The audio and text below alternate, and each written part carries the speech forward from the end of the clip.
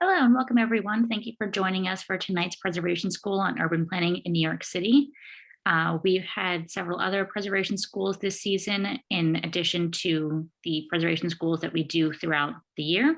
You can watch all of our previous preservation schools on our YouTube channel and on our website, hdc.org.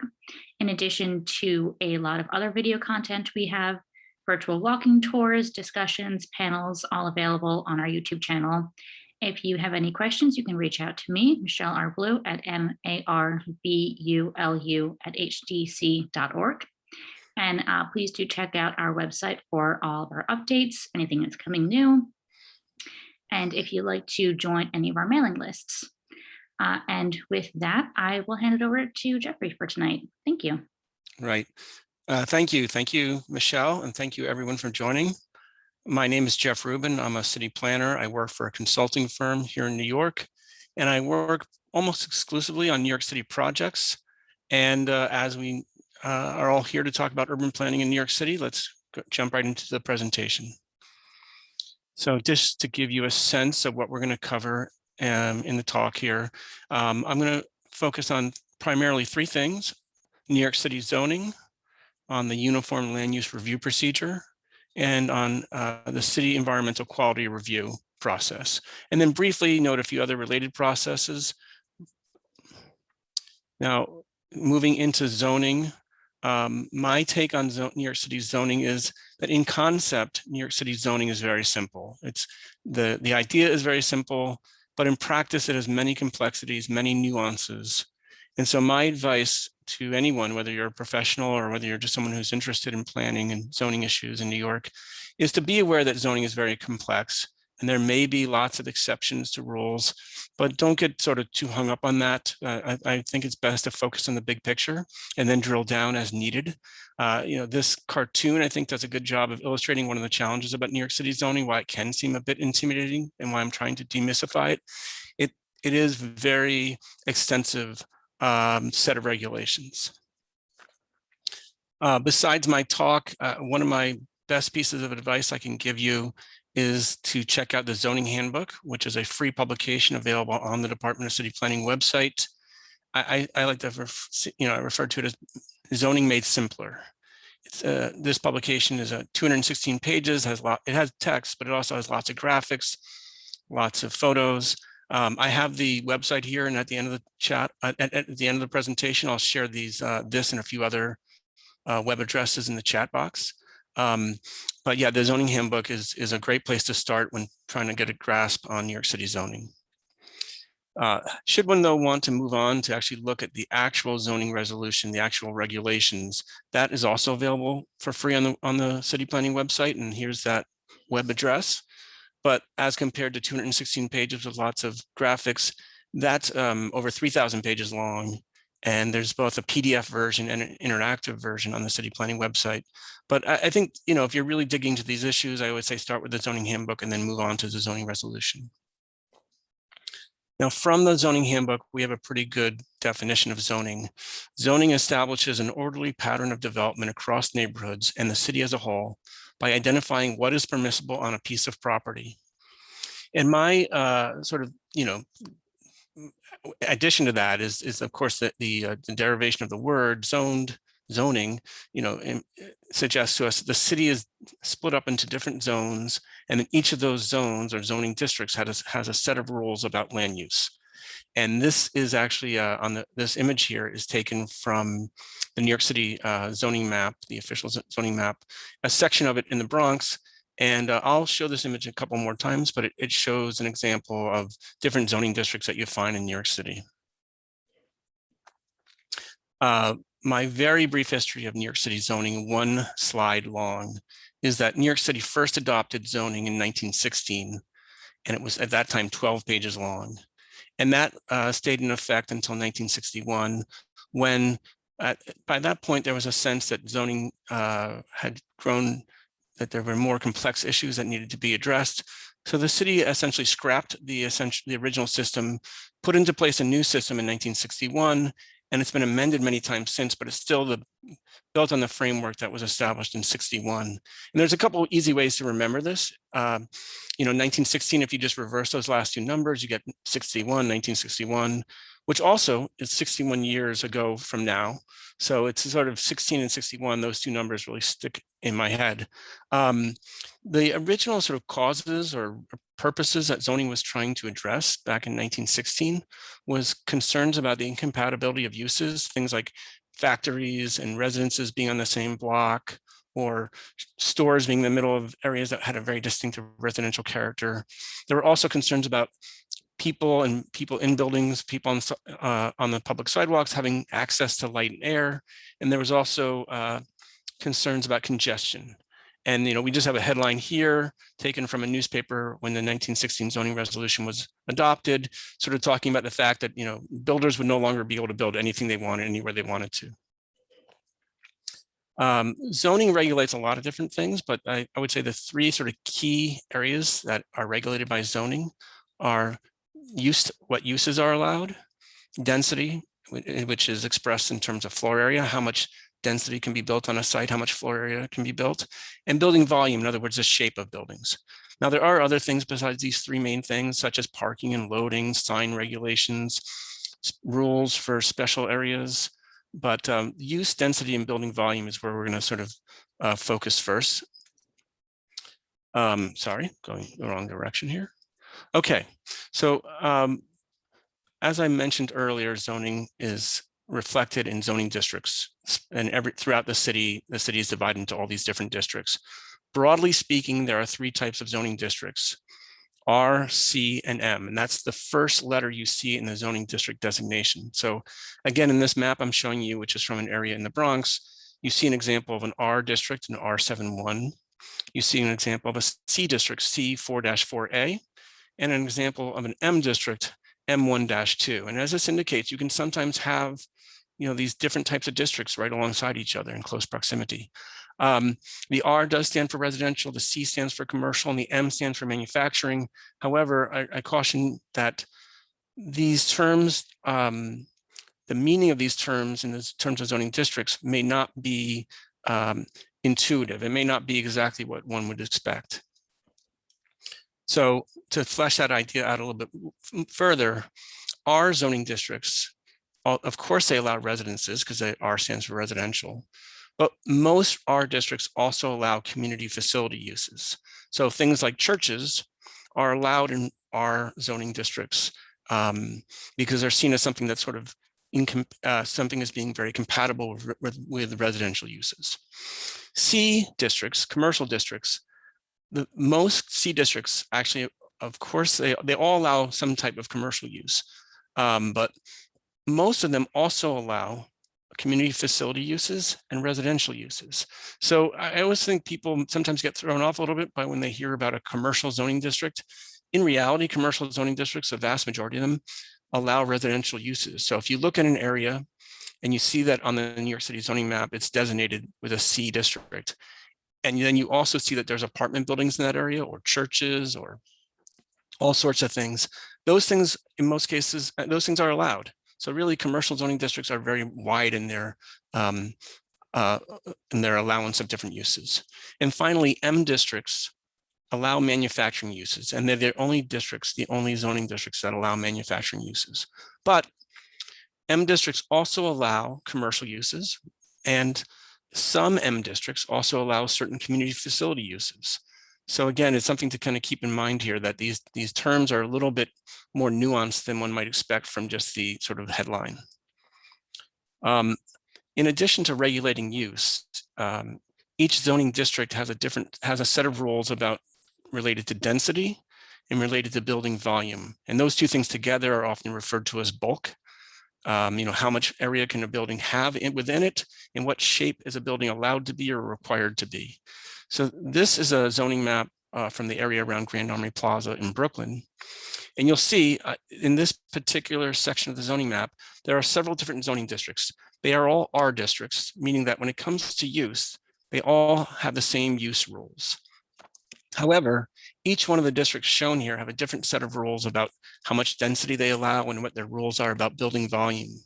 And there's so many different zoning districts that nobody can, I think, memorize all the different density and building volume rules for every single zoning district. And this is where something like the zoning handbook or the zoning resolution comes in.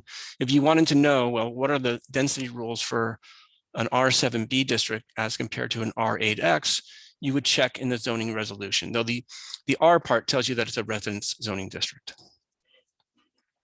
And if you want to see the zoning maps for the city of New York, the best way to do that is, again, on the city planning website, and I'll provide this web address later in the chat. But the city is divided up into different sections, and there's a map covering each different section of the city. Now, I also have to define the uses, and this is something, again, we shouldn't take for granted in terms of what these terms mean. Because I mentioned before as an example that residential districts allow residential uses and community facility uses, but we actually have to then get into the question of well, what is defined as a residential use? And what is defined as a community facility use, et cetera. The photo I have here is kind of an interesting example about how uses in a building can change over time. The building in the photo here is the old Morrisania Hospital in the Bronx, which was built as a hospital.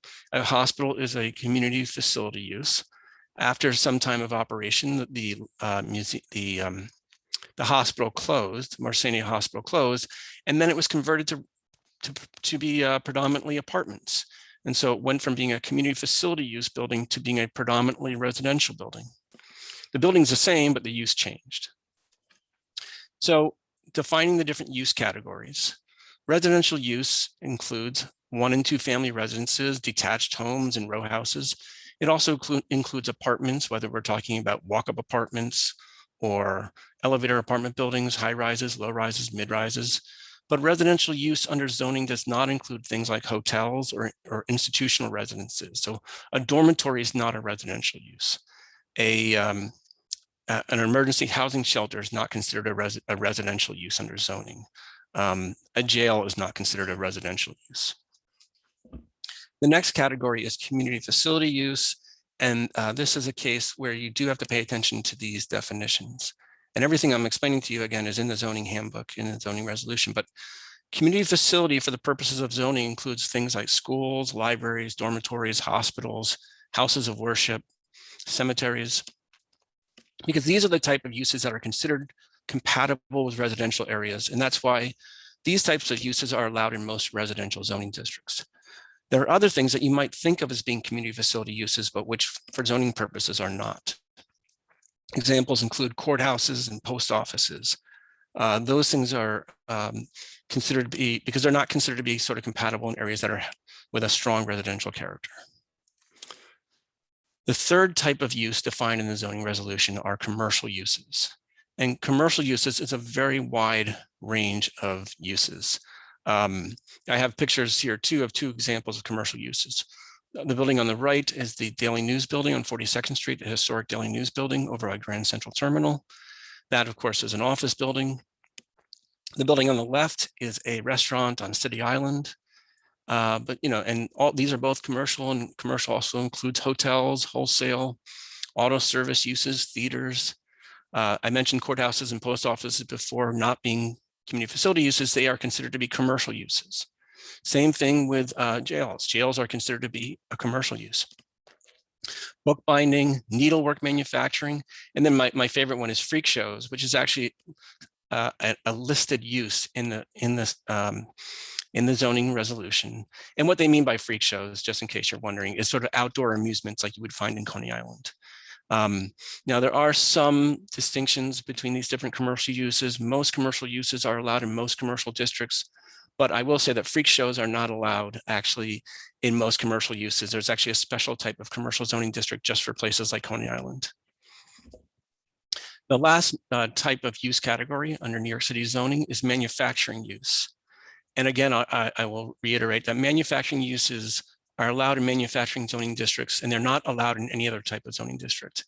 Manufacturing uses includes things like wholesale meat markets, light, medium, and heavy manufacturing, utility substation, scrap metal yards, And then I have pictures here of two types of manufacturing uses. The building on the bottom is the Bronx Brewery.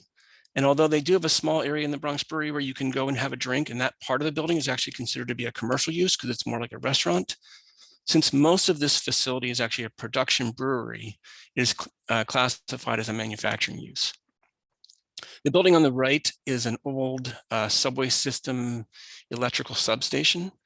And again, this type of facility is considered a manufacturing use under zoning.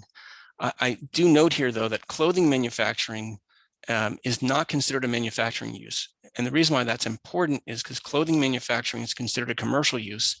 And therefore, clothing manufacturing, like you have, say, in the garment district, is allowed in commercial zoning districts. So it can be in the same building as, say, a building that has offices and could be done and on the same block where you could have residences.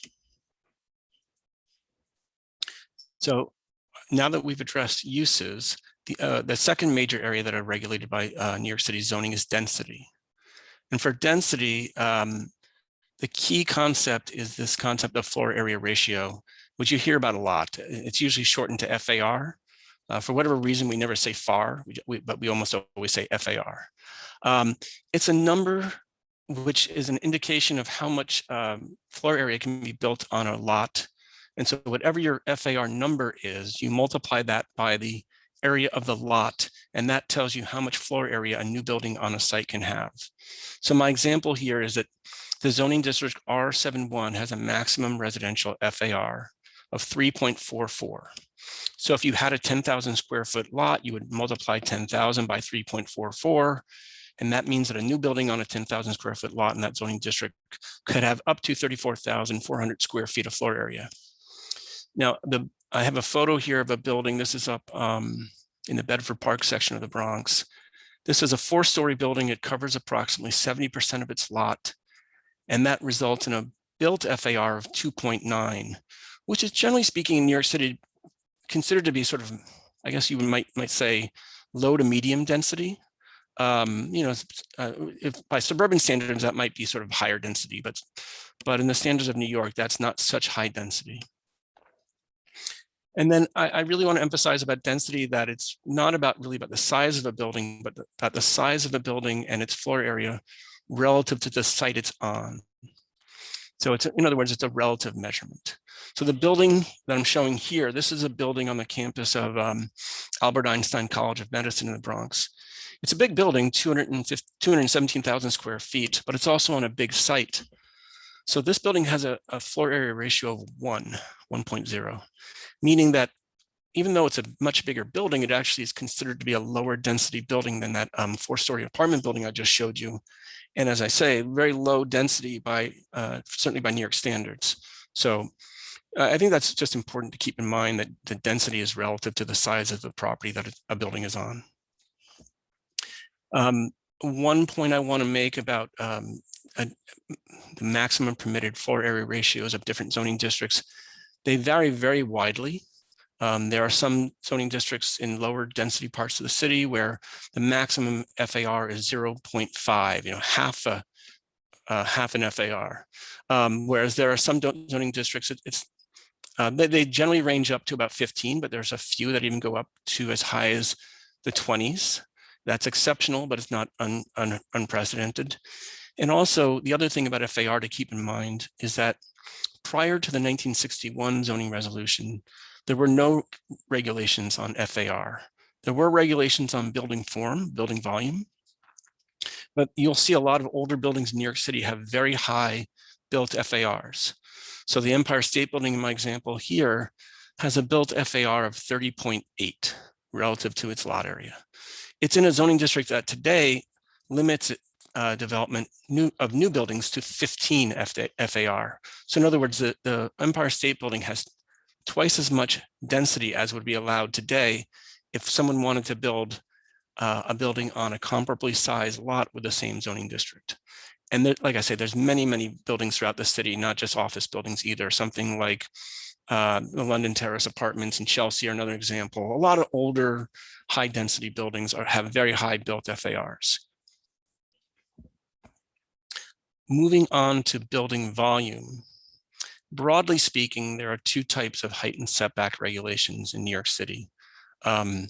There's some variations within these two, but the two types are called contextual height and setback regulations, and the other one's called height factor regulations. Contextual height and setback regulations are mandatory in any zoning district which ends in an A, a B, a D, or an X. So in this zoning map that we're looking at here, which is again that area around Grand Army Plaza in Brooklyn, you'll see that most of the zoning districts here end in a B, an X, an A.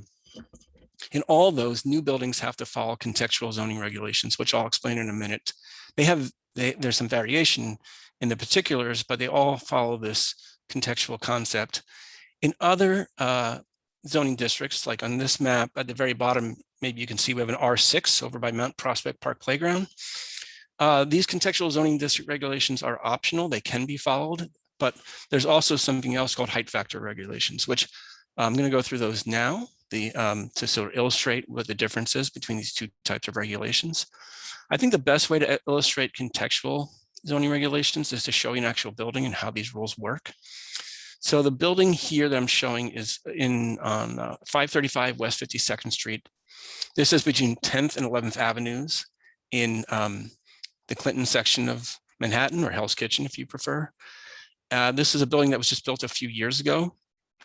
The zoning district is R8A, and so as an R district that ends in the letter A, it means that you have to build it by contextual standards. And what that means is the key concept here is that buildings have to be built up to the front lot line, have to be built up to the public sidewalk. They have to have a front street wall, and they have to rise with up to a certain minimum distance and can't rise above a certain maximum distance. So in this example, this building was required to have a street wall facing this on the street of at least 60 feet high and no taller than 85 feet high.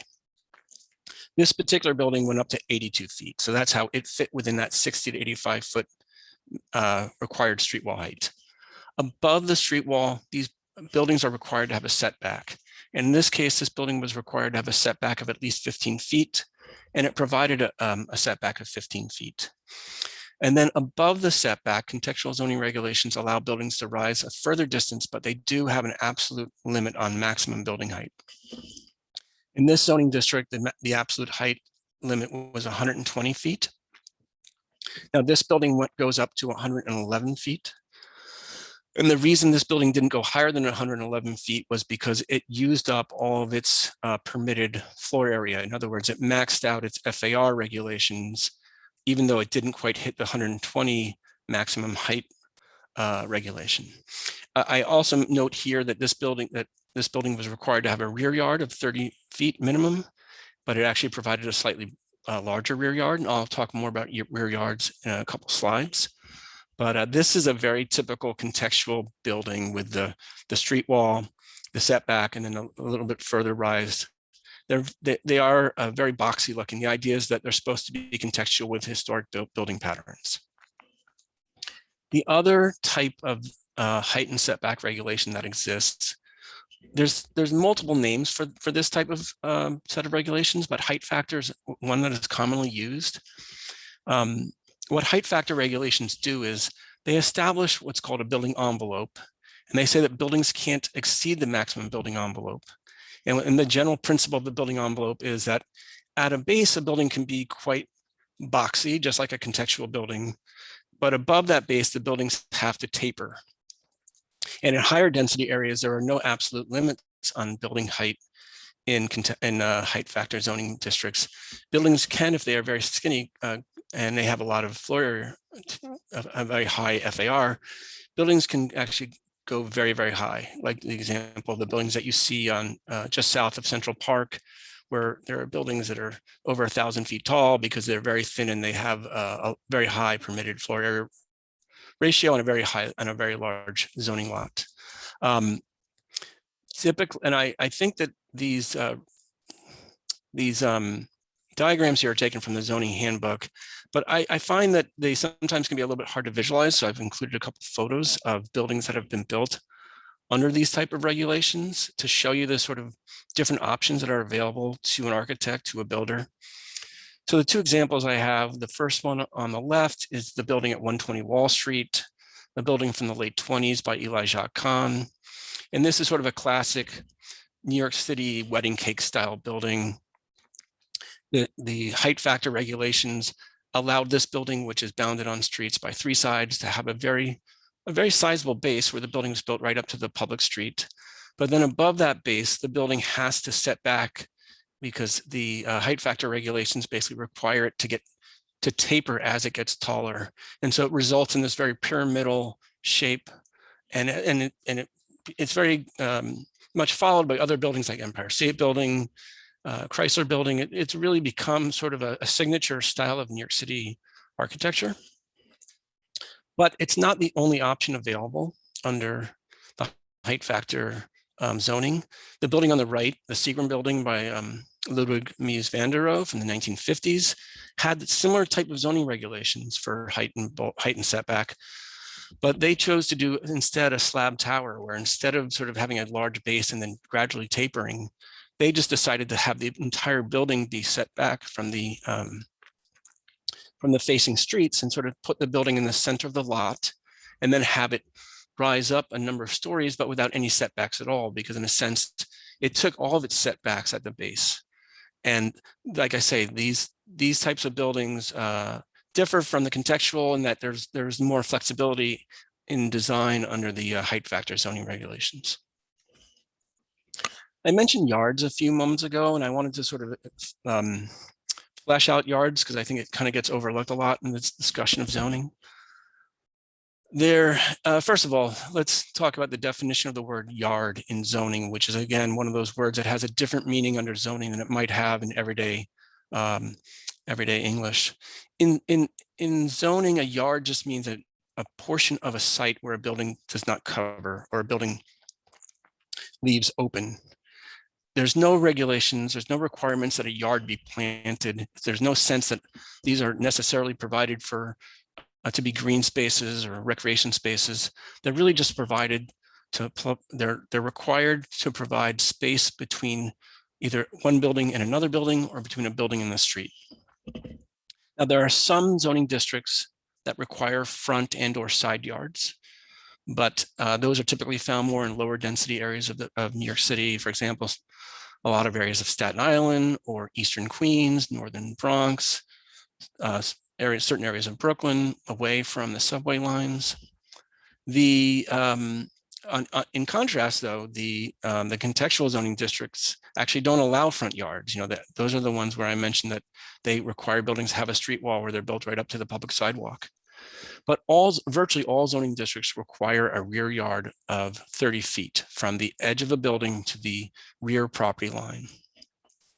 And so the aerial photograph we're looking at here is the same building I was showing you a few moments ago on 52nd Street. So on the south, we have that building on 52nd Street, which was built a few years ago.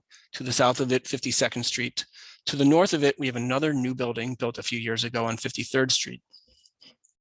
The idea of the 30-foot rear yard minimum is that if one building provides a 30-foot rear yard and the building immediately behind it provides a 30-foot rear yard as well, that creates a 60-foot rear yard, not a 60-foot rear yard, but a 60-foot spacing between the rear faces of these two buildings. And that 60 feet minimum distance that's created by the sort of adjoining 30-foot rear yards is actually the equivalent of the distance of a side street in New York City. So most side streets in New York City, like for example, 53rd Street here, is 60 feet wide as a public right-of-way. That includes both the roadway and the public sidewalks. So essentially what these rear yard regulations do is they create the equivalent of a street, not in the sense of transportation, but in the sense of having space between buildings. So if someone has an apartment in the rear of this building, they're sort of guaranteed by these rear yard rules to have at least 60 feet between their window and the window of the building on the other side of the block. And likewise, that is the same minimum distance that somebody who has an apartment on the front side of one of these buildings, again, because these streets are 60 feet wide, you get at least 60 feet between your window and the window of a facing building. So I've covered what I consider to be the three most important areas of zoning: use, density, and building volume. But I do want to acknowledge that zoning regulates some other things. There are parking regulations and loading regulations, loading docks. And here, again, the regulations vary quite widely. In some zoning districts, parking is required, and then there's formulas about how much parking is required. In some zoning districts, parking is permitted, but the amount of parking that can be provided is limited. There are even a few zoning districts where parking is not permitted at all. Loading, generally speaking, is those requirements relate to large commercial and manufacturing buildings. There are also what are known as special districts. And the easiest way to identify the special districts on a zoning map is that they are shaded gray. So this is a zoning map showing an area of Brooklyn. The area in gray with a big G, that's the recently adopted Gowanus Special District. And whenever a special district is adopted, it has a set of rules that have been adopted, especially for that area, that either supersede standard zoning rules or add extra requirements. And all the zoning map really can tell you is that it exists. You have to, if you wanted to know what the special rules in the Gowanus Special District are, you'd have to go to the zoning text and find the section on the Gowanus Special District to find out what special rules apply. The other type of sort of special zoning rule that you can tell from the zoning map is what are called commercial overlays. And I think more properly, they should be called retail overlays. I mentioned earlier that residential zoning districts only allow residential uses and community facility uses. However, commercial overlays were created as a recognition that sometimes along major thoroughfares in what is otherwise in a residential area, we've had a historic pattern of buildings having ground floor retail.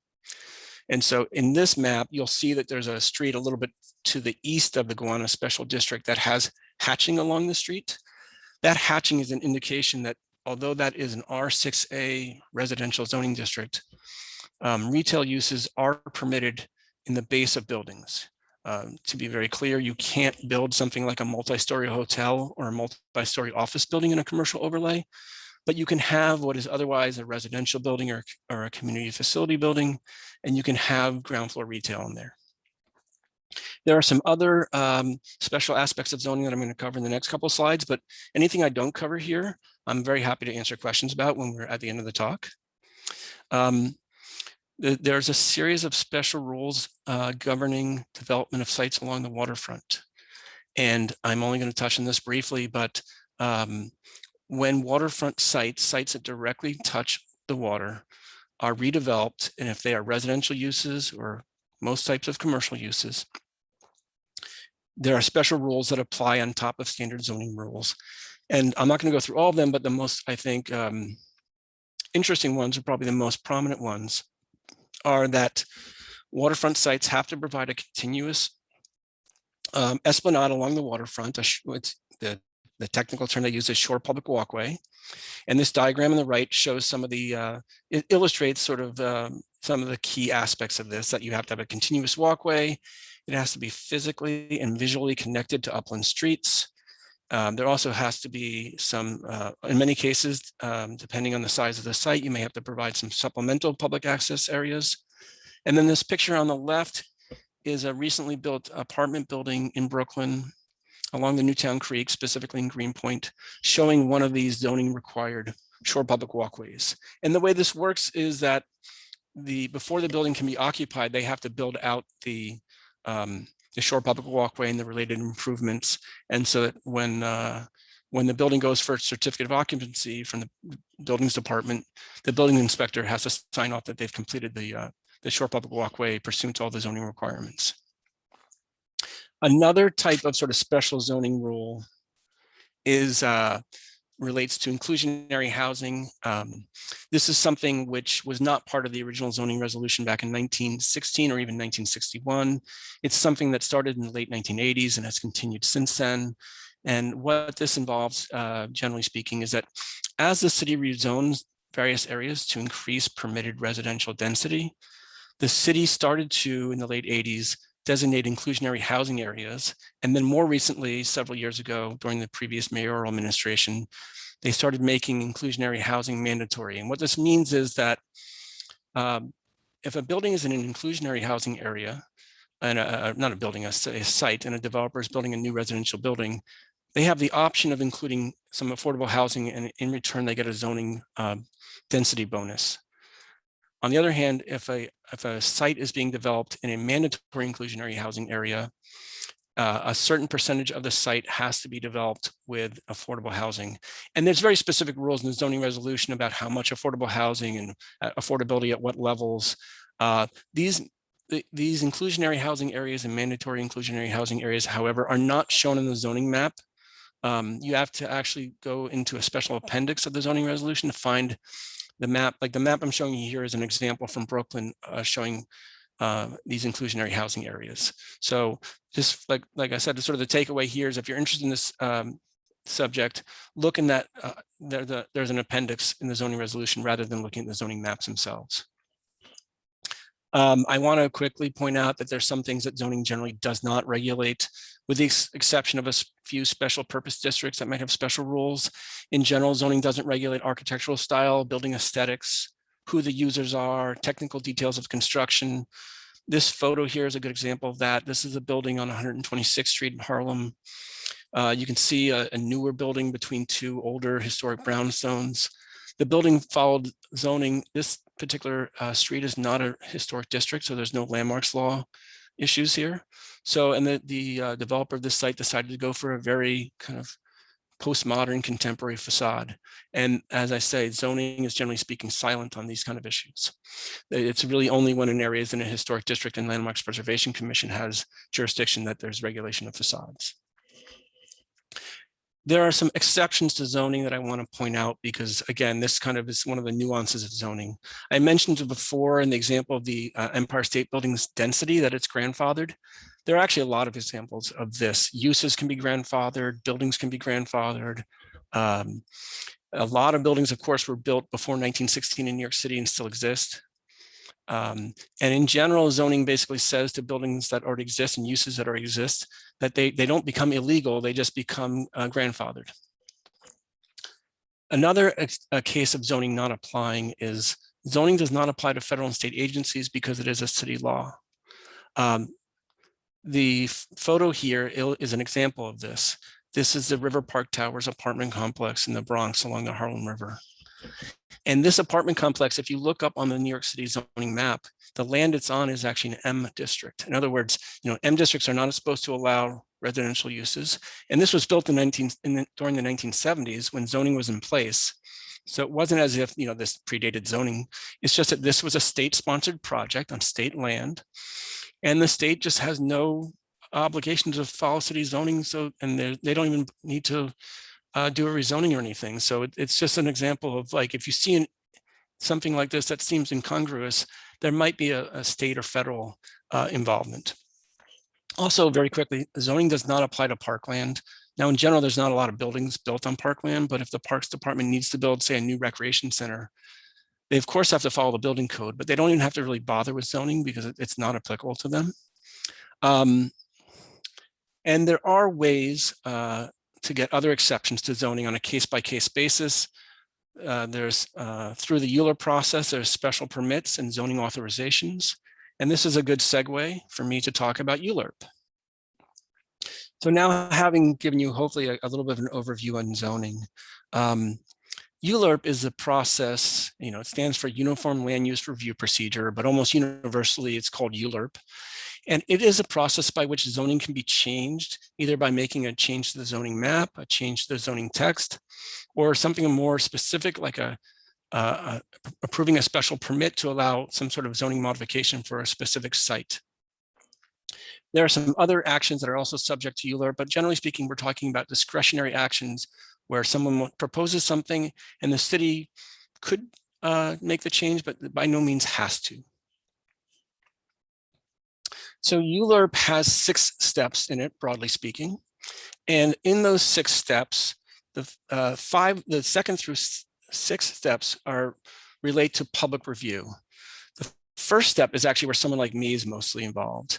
It's the preparation of the preparation of an application, the identification of what an application is going to be focused on. So let's say someone owns a property and wants to change their zoning so they can develop their property in a way that's not allowed by zoning today. Whether it's a property owner or a community board for that matter, they would meet with the Department of City Planning staff to try to identify an appropriate zoning proposal, identify how big a rezoning area should be, which, if they're going for a zoning map change, which zoning district they should be applying for. And this is just sort of a technical consultation with city planning staff. And then once the application is considered to be technically ready, it is certified. And that means the public review process starts.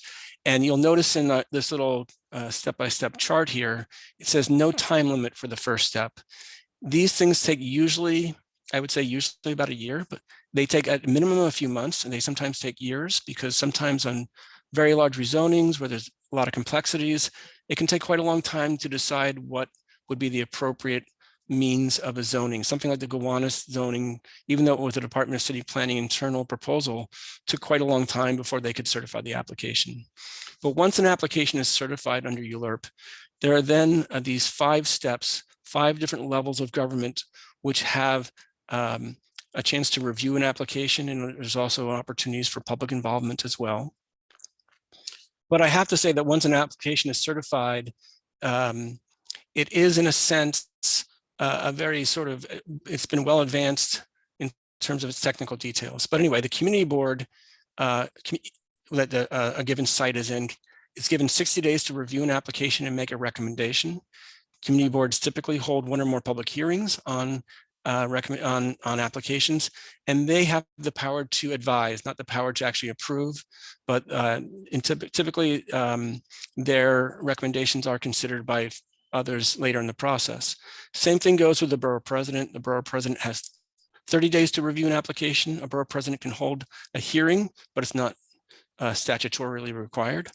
And then the borough president makes a recommendation, and in both these bodies, the community board and the borough president can make a recommendation that they approve of an application, or they agree with an application. They can make a recommendation that an application be turned down. Oftentimes they do something somewhere in the middle where they say, we might be able to support this if certain changes were made. Maybe like we agree that a rezoning is needed, but we think there's too much density being proposed. After the borough president goes on to the city planning commission, which has 60 days again to review the application, must hold a public hearing. And the city planning commission then votes on an application. And if the city, and this is a binding vote, if the city planning commission approves an application for a rezoning or for say a special permit, it is then reviewed by the city council, which has 50 days to review. And the city council then votes on whether or not to approve an application. And the city council sometimes will take the advice of the community board or the borough president if they've made recommendations, maybe to modify an application. So sometimes applications are modified at the city council level. Finally, if an action has been approved by the city council, the mayor has 5 days to veto a city council approval. It's very, very, very rare that a mayoral veto would occur. But in theory, under the charter, it could occur. If the mayor does not veto a city council approval, it then becomes a final approval. If the mayor did veto, the city council has the option of trying to override the veto, and they can do so if they have a 2/3 majority approval of an application. I know we're getting low in time, but I want to give a very quick example of a rezoning that I worked on a few years ago. This was a block up in East Harlem. It's a block bounded by 127th Street on the north, First Avenue on the east, 126th Street on the south, 2nd Avenue on the west. That block was zoned M12, as shown in the map on the left.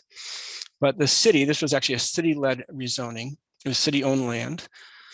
The city wanted to change the zoning of that block to C63, which already existed on the block to the west, so that it would facilitate high-density commercial or residential development on what was previously zoned M12.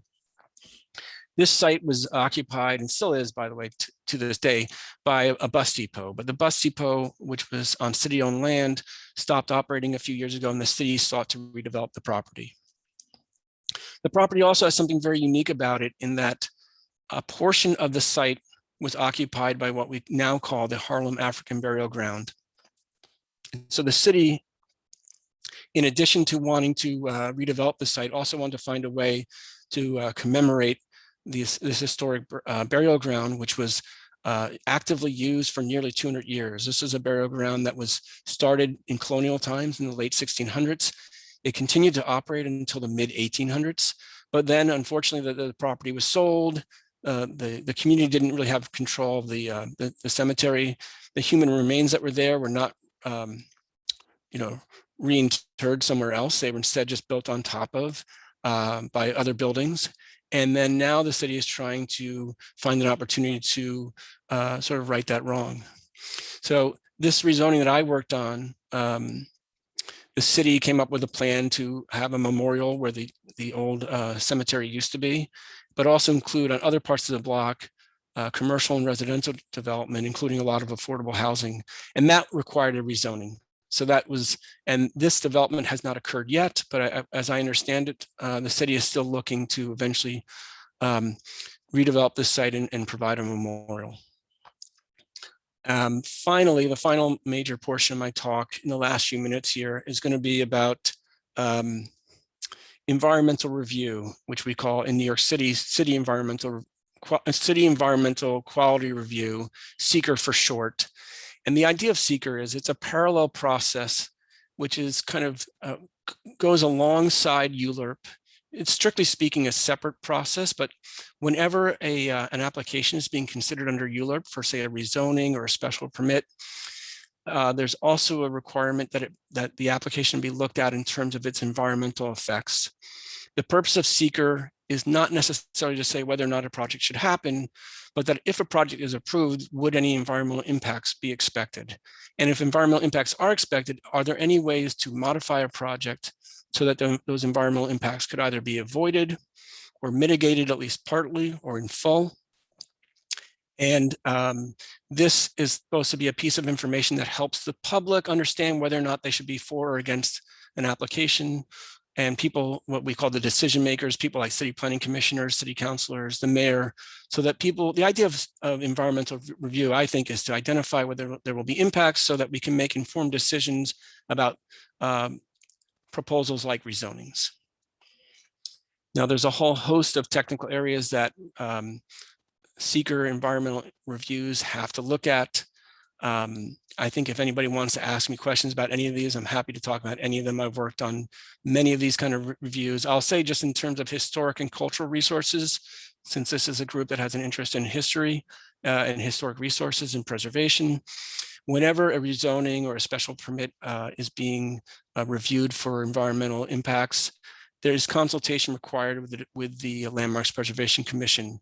It's a different kind of consultation that occurs for sites that are in historic districts, but the Landmarks Commission will advise if they think there are any buildings on or close to a development site or a rezoning area that are either currently historic landmark buildings or eligible for landmark designation. They will also identify if there's a likelihood of archaeological sensitivity in a given area. So if, for example, if you're developing a site and you ask LPC if there's a likelihood of there being any archaeologically sensitive features on the site, and if LPC tells you that there is indeed some potential for archaeological resources, they will require a developer to hire an archaeologist and do a survey of the site to determine if there is in fact archaeological resources on the site. And if there are, then they'll have to factor that into their development plans to ensure that archaeological resources, to the extent feasible, can be preserved as a building is developed. This is one of my last slides here. One of the key points about environmental review is we have a technical manual that we follow. The analysis has to be very technical, take a very hard look at issues.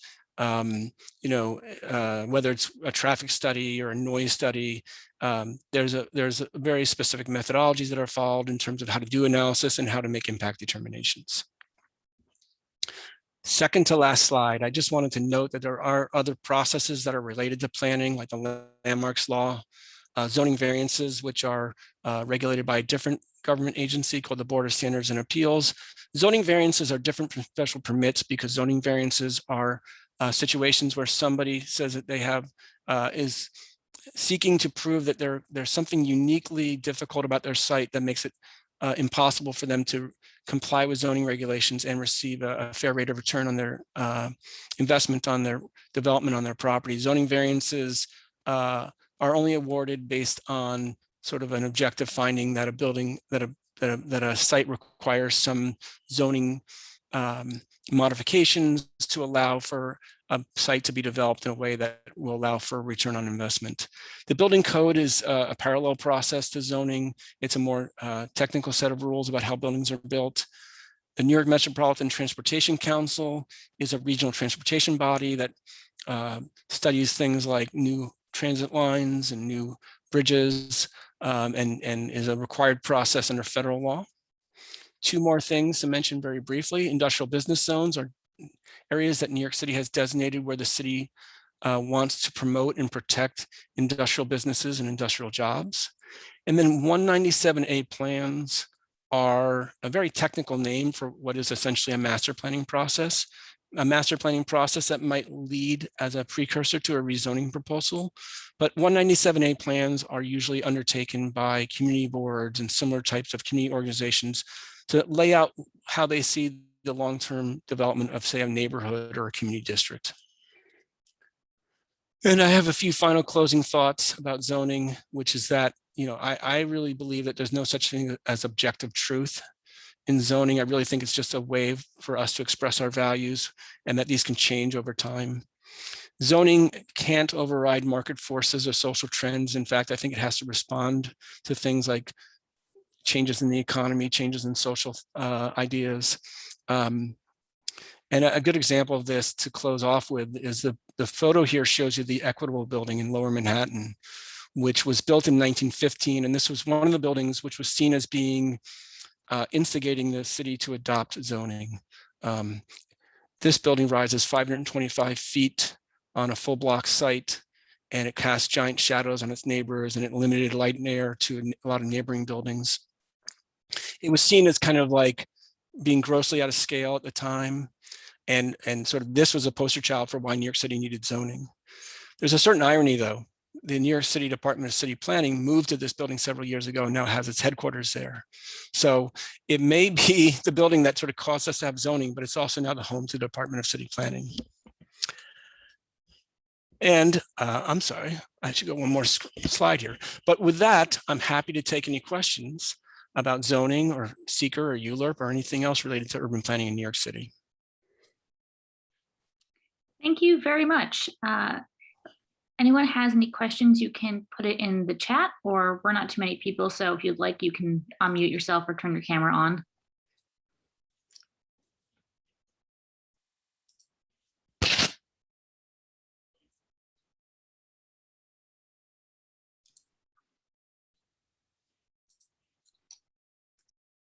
I'll go first. So are you often hired by the city? Are you hired by individuals? We are generally speaking hired. The firm I work for actually does about a split of half and half between public sector clients and private sector clients. And give me a second here. I was just trying to get back onto the screen here. But yeah, we do about half and half. So we sometimes work, in the example I gave you from the that site up in East Harlem for the Harlem African Burial Ground, we were working directly for the city's Economic Development Corporation. And but we also work for developers, and it's small developers as well as very large developers, and sometimes we even work for say an organization that's not a developer but which is just trying to get their property rezoned. I'll give you an example. We recently we prepared an environmental assessment statement as part of the seeker process for a local of the Teamsters Union, the International Brotherhood of Teamsters. And sorry, I was just having some problems here with my computer, but what happened in that case was the Teamsters purchased a building in Queens, which they wanted to use as their headquarters. And the building, what they wanted to do to comply with use, but it wouldn't comply with density. They wanted to build a bigger building than would be allowed under the existing zoning regulations. So they wanted a zoning map change so that they could change their site to a zoning district, which would allow more density. And so they're I would say a very atypical type of client, but we do have clients of that nature. Just like somebody, they're not going to go through ULIP again, but for that one case, they needed a bigger building to satisfy their needs. And in fairness to them, they were across the street from buildings that were big, that had a different zoning designation. So they were just trying to, they were just trying to, in a sense, do something very comparable to what already existed in their area. Okay, thank you. Anybody else? Any questions?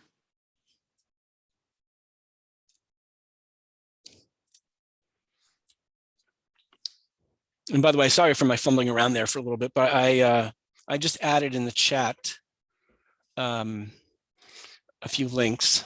Here I am on screen now. I just added at the chat the links for the zoning map, the zoning handbook, and the zoning resolution.